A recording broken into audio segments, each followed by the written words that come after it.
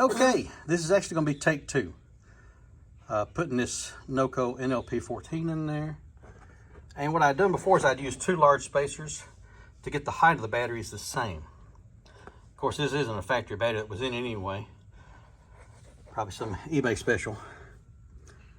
And but what I discovered was that the red wire was rubbing right here. This red wire was rubbing across the top side of the battery. I thought, well, heck, if I remove a spacer, the battery will sink down lower in the hole, and it won't rub it or the black wire. So,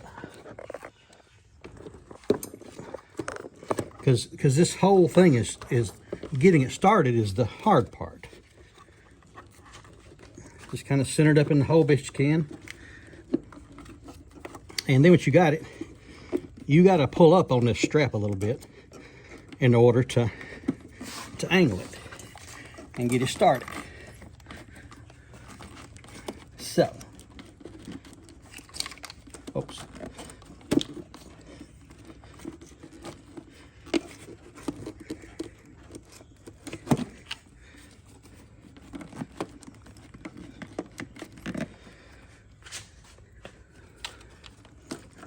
There we go.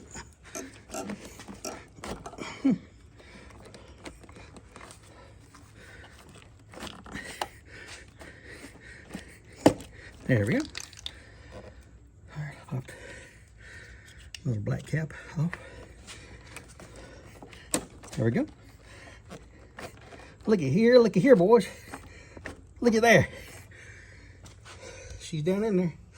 But you got to keep a strap on there so you can angle it, help you angle it down in there a little bit. And there she is. And it's down below the black wire and red wire. No touching, no rubbing. Works just fine. Thank you.